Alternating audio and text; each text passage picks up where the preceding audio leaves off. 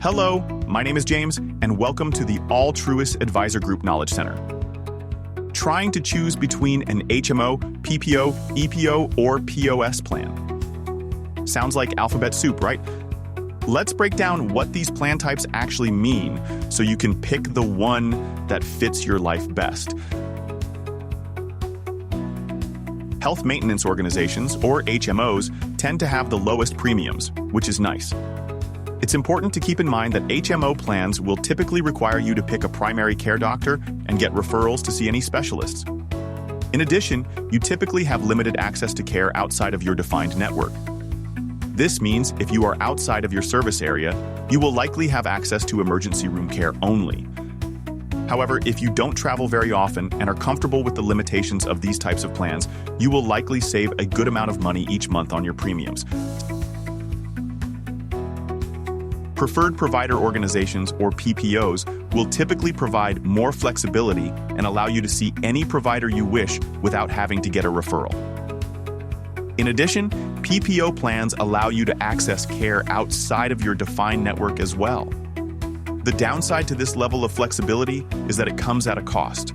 Monthly premiums for PPO plans are generally higher than their HMO counterparts. Exclusive provider organizations, or EPOs, are essentially a hybrid of both HMO and PPO plans. EPOs provide the flexibility of a PPO plan when it comes to selecting a provider without having to get a referral.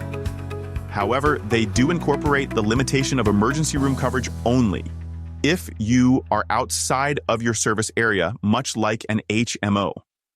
As you can probably guess, the monthly premiums for an EPO-based plan are typically higher than an HMO plan, but less than a PPO plan. Point-of-service plans are another hybrid option between an HMO and a PPO. However, it is the opposite of an EPO plan. Sounds confusing, right? Let me clarify. The POS plan allows you to have the flexibility of accessing all types of care outside of your service network like a PPO, but requires you to get a referral like an HMO.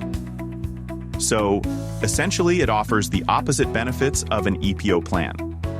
Keep in mind that POS plans will typically shift more cost to you if you choose to seek medical care outside of your defined network.